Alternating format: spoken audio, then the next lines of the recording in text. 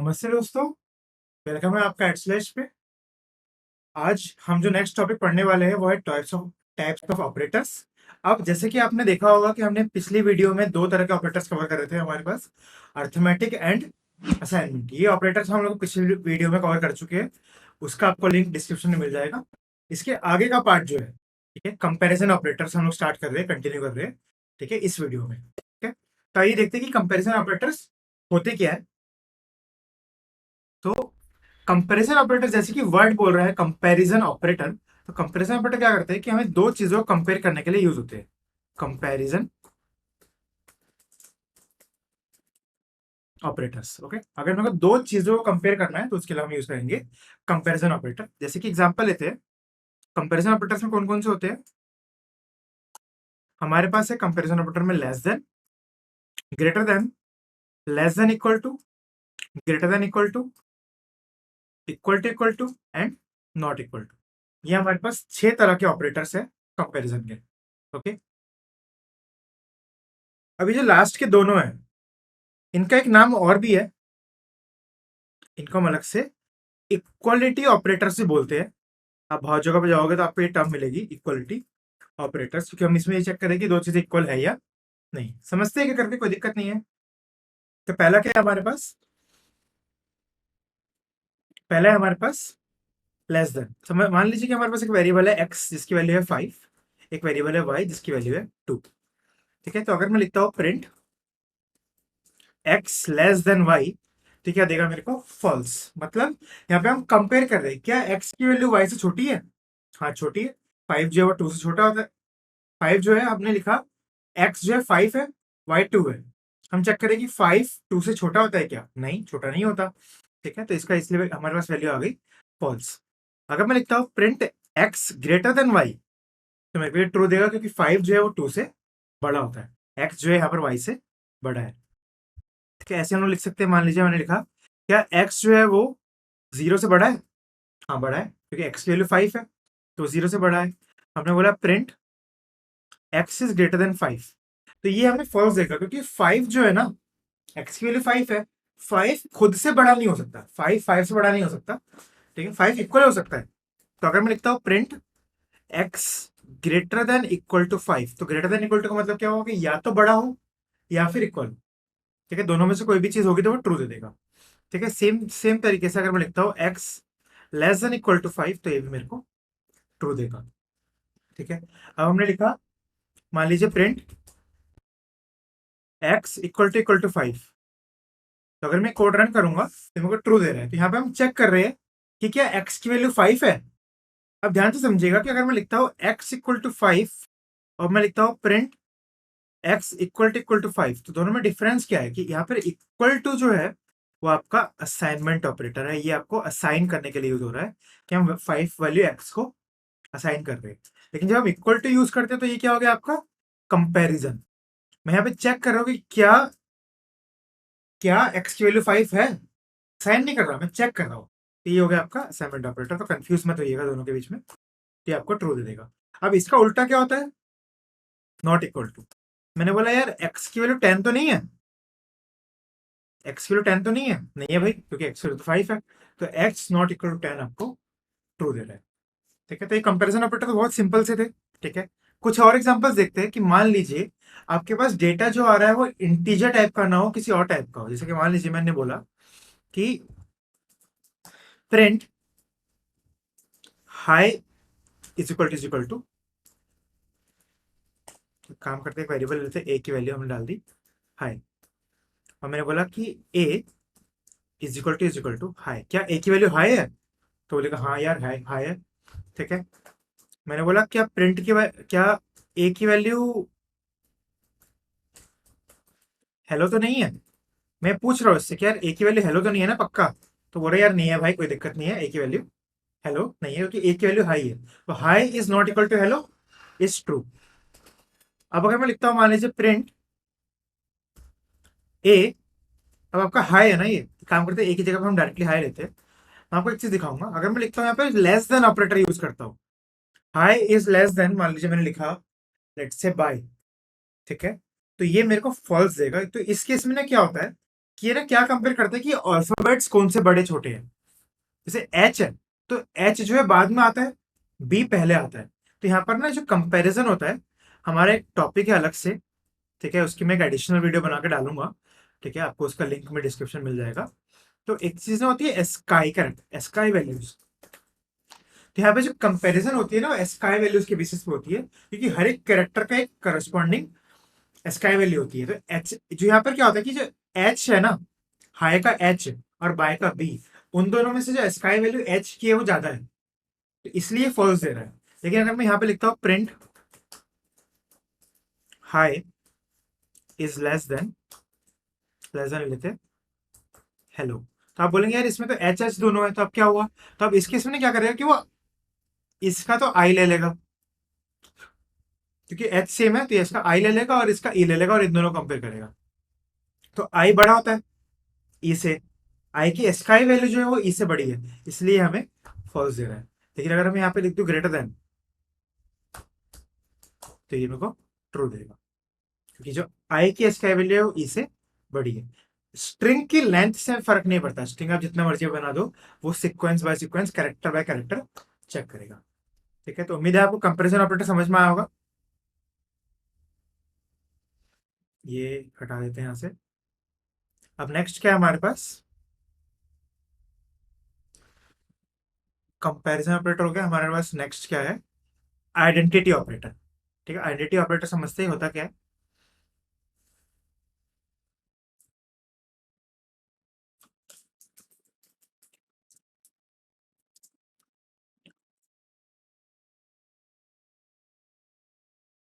Identity operator,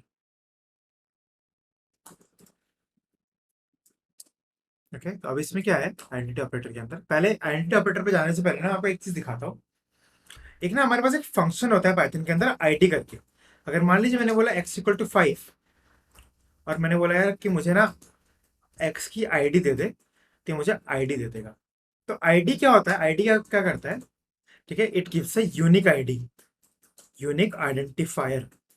ठीक है, क्या होता है जैसे आप स्कूल में हो या कॉलेज में होते हैं या फिर कंपनी में होते हैं, तो आपके पास एक यूनिक आइडेंटिफायर होता है ना हर एक का इंडिविजुअल, जैसे रोल नंबर हो गया, ये कंपनी में अगर है तो आपकी एम्प्लॉय आईडी हो गई, तो ये क्या आपका एक यूनिक आइडेंटिफायर है। सिमिलर तरीके से पाइथन भी क्या करता है, जब हम डेटा स्टोर करते हैं पाइथन में, तो हर एक वेरिएबल को वो एक यूनिक आइडेंटिफायर देता है, डिपेंडिंग ऑन कि उसके अंदर डेटा क्या है।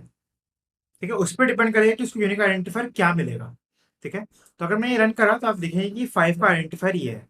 अब कल को अगर मैं y इक्वल टू 5 लिखता हूँ और मैं लिखता हूँ प्रिंट आईडी ऑफ y, तो आप ये देखेंगे कि इसकी आईडी भी सेम आ रही है, दोनों की आईडी सेम आ गई, क्योंकि दोनों के अंदर डेटा सेम है। ये किस केस में होता है? इम्यूटेबल डेटा टाइप्स के अंदर। इंटीजर हमारा इम्यूटेबल है, तो इसलिए इसके अंदर ये चीज हो गई। ठीक है, अगर मैं यही चीज करता हूँ, मान लीजिए लिस्ट है, मान लीजिए मेरे पास दो, एक लिस्ट है, मैंने बोला 2,4,5, एक लिस्ट और है k इज इक्वल टू 2,4,5। अब मैंने बोला print ID of l, print ID of k। तो आप देखो कि इन दोनों की आईडी अलग अलग आ रही है, क्यों? क्योंकि लिस्ट हमारा म्यूटेबल डेटा है। ठीक है, हमने म्यूटेबल वाला जो कंसेप्ट है उसको अलग से एक्सप्लेन करा हुआ है, आप चाहे तो आप हमारी वीडियो में जाकर एक बार देख सकते हैं, प्लेलिस्ट में जाकर देख सकते हैं। ठीक है, म्यूटेबल और इम्यूटेबल। ठीक है, तो इसका एक कंसेप्ट है, उसका आपको मिल जाएगी एक वीडियो म्यूटेबिलिटी के नाम से। ठीक है, म्यूटेबिलिटी इन पाइथन के नाम से हमने एक्सप्लेन करा हुआ है। ठीक है, तो म्यूटेबल डेटा टाइप्स में क्या होता है कि अगर डेटा सेम है तो आईडी आपकी तब भी अलग मानी जाएगी। इम्यूटेबल डेटा में आईडी आपकी सेम भी हो सकती है। ठीक है, अगर डेटा अलग है तो आपका आईडी तो अलग होनी ही होनी है, चाहे कुछ भी हो जाए। ठीक है, तो आप समझते कि ये आइडेंटिटी ऑपरेटर करता क्या है? आइडेंटिटी ऑपरेटर हमारे पास दो होते हैं, एक होता है हमारे पास इज, एक होता है हमारे पास इज नॉट। ये दोनों ऑपरेटर, आईडी ऑपरेटर नहीं है, आईडी तो एक फंक्शन है।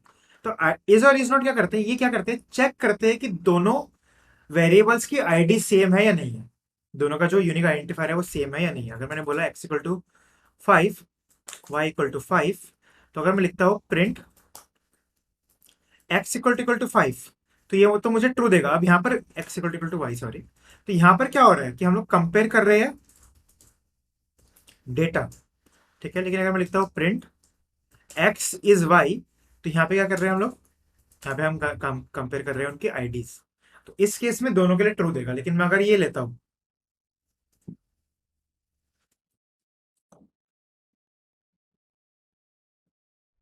ठीक है, और मैं लिखता हूं प्रिंट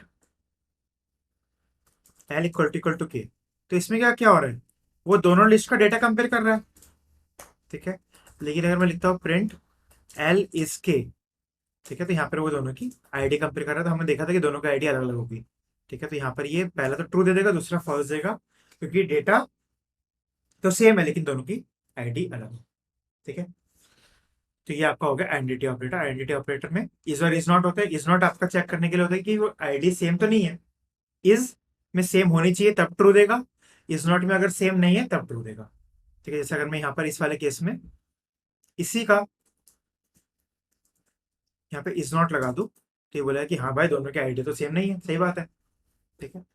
तो उम्मीद है कि आपको आइडेंटिटी ऑपरेटर्स भी समझ में आए होंगे, ठीक है। आइडेंटिटी ऑपरेटर्स कैसे यूज करते हैं, कहाँ कहाँ पे यूज होते हैं, वो हम आगे वाली आने वाले वीडियोस में देखेंगे, ठीक है। आइडेंटिटी ऑपरेटर्स, पहली बात तो आप ऐसा टेंशन मत लीजिए कि यार समझ नहीं आया इसका एग्जाम्पल क्या होगा। तो आइडेंटिटी ऑपरेटर्स ना हमारे बहुत कम यूज होते हैं, ठीक है। अगर आप डेटा साइंस की फील्ड में जाते हो तो उसमें तो बहुत ही कम यूज होंगे। आपका आइडेंटिटी ऑपरेटर्स मेजरली यूज होते हैं जब हम लोग सॉफ्टवेयर डेवलपमेंट में काम करते हैं, तब जाके आपके यूज होते हैं, वरना बहुत, मतलब मैंने तो आज तक मतलब बहुत ही कम यूज करे हैं, ठीक है।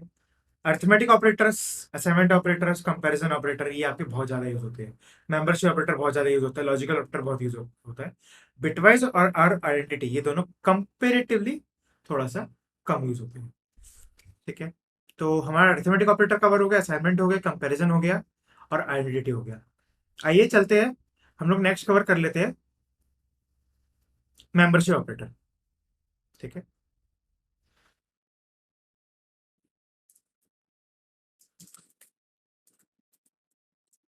मेंबरशिप ऑपरेटर, ठीक है। मेंबरशिप ऑपरेटर हमारे पास दो होते हैं, इन एंड नॉट इन, ये दोनों होते हैं। अच्छा, इसके अंदर एक चीज और होती है क्या, कि द आउटपुट, नहीं, they only work with collection data types. Collection data types हम किसको बोलते हैं, आपके स्ट्रिंग, लिस्ट, टपल, डिक्शनरी और set. String, list, tuple, dictionary, set, ये हमारी क्या है, कलेक्शन डेटा टाइप्स है। तो सिर्फ इनके साथ ही आपका मेंबरशिप ऑपरेटर काम करेगा, अदरवाइज काम नहीं करेगा। वो समझते हैं क्यों। मेंबरशिप ऑपरेटर किस लिए यूज होता है, अगर मेरे को चेक करना है कि पर्टिकुलर डेटा वैल्यू एक कलेक्शन का मेंबर है या नहीं। जैसे मान लीजिए मैंने एक लिस्ट बनाई और उस लिस्ट के अंदर ना मैंने कुछ स्टूडेंट्स के नाम लिखे हुए हैं, ठीक है। मैंने बोला एक स्टूडेंट का नाम लिखा मैंने, मान लीजिए शुभम, ठीक है। मैंने एक स्टूडेंट का नाम लिखा, मान लीजिए निमिषा। एक स्टूडेंट का नाम लिखा मान लीजिए सौरभ। एक स्टूडेंट का नाम लिखा मान लीजिए मैंने अनिकेत। तो ये हमारे पास स्टूडेंट है। अब मुझे चेक करना है, ठीक है, एक टीचर आया क्लास में, टीचर ने बोला कि यार इस क्लास में कोई अनिकेत नाम का लड़का है क्या। तो हम चेक कैसे करेंगे, हम लिखेंगे प्रिंट अनिकेत इन एल। हम लोग चेक करें कि अनिकेत क्या एल का मेंबर है, तो ये ट्रू देगा। अगर मैं यही चीज में लिख दूं प्रिंट, मैंने एक नाम लिया मान लीजिए मयंक, तो मैंने बोला क्या मयंक जो है वो एल का मेंबर है, नहीं है, ठीक है। तो मेंबरशिप ऑपरेटर क्या करता है, चेक करता है कि एक पर्टिकुलर वैल्यू, डेटा वैल्यू किसी कलेक्शन के मेंबर है या नहीं, ठीक है। इसका उल्टा हो गया नॉट इन। अगर मयंक में लगा दो नॉट इन, तो आप देखेंगे ये मेरे को ट्रू देगा। मयंक एल का मेंबर तो नहीं है, नहीं है, सही बात है, सच बात है, तो ये हमें ट्रू दे देगा, ठीक है। तो ये आपका मेंबरशिप ऑपरेटर किसी में भी चलेगा, किसमें, मतलब स्ट्रिंग में, लिस्ट में, टपल में, डिक्शनरी में, सेट में, क्योंकि ये सारे कलेक्शन है। तो इनके अंदर सेंस बनता है ना कि हम मेंबर चेक कर रहे हैं, क्योंकि इनके अंदर मेंबर्स होते हैं, क्योंकि ये कलेक्शन है। अगर मैंने लिखा एक्स इज इक्वल टू 12 और मैं बोल रहा हूँ कि यार मुझे भाई ये बता कि वन जो है वो एक्स के अंदर है क्या, तो ये मुझे एरर दे देगा। क्यों, उसका रीजन क्या है, अब आप देखिए वन, ये 12 जो हमने लिखा हुआ है, 12 तो पूरा का पूरा एक डेटा वैल्यू है ना, वन और टू अलग अलग तो है नहीं, ठीक है। तो इसलिए हमें नॉन कलेक्शन में चलता ही नहीं है। लेकिन अगर मैं इसको ऐसे लिख दूं, 12 का मैं स्ट्रिंग बना दूं, स्ट्रिंग तो कलेक्शन है, और वन को भी मैं स्ट्रिंग कर दूं, तो ये मुझे ट्रू दे देगा कि भाई हाँ यार वन तो एक्स का पार्ट है, क्योंकि हमें ये एक्स इक्वल टू 12 में लिखा हुआ, ये X equal to one two लिखा हुआ है। वन और टू दो अलग अलग कैरेक्टर्स साथ में स्टोर हो रखे हैं स्ट्रिंग के अंदर। ठीक है, ओके एवरीवन। तो उम्मीद है कि आपको ये तीनों समझ में आए होंगे। आज की वीडियो में हमने कवर करा है आपका कंपैरिजन ऑपरेटर, ठीक है, आइडेंटिटी ऑपरेटर और आपका मेंबरशिप ऑपरेटर। ये तीन हमने आज कवर करे। लॉजिकल और बिटवाइज हम लोग अगली वीडियो में कवर करेंगे। ठीक है, तो अगर आपको इतने पार्ट में कोई भी डाउट है तो आप हमारे कमेंट्स में पूछ सकते हैं, या फिर आप हमारे टेलीग्राम चैनल को ज्वाइन करके वहां पर भी पूछ सकते हैं। ठीक है, एंड आप हमारी वीडियो को लाइक कीजिए, सब्सक्राइब कीजिए और अपने दोस्तों के साथ भी शेयर कीजिए, जिससे वो लोग भी ग्रो करें, साथ में आप भी ग्रो करेंगे, वो भी ग्रो करेंगे, तो सबका बेनिफिट होगा। Okay, so thank you for today.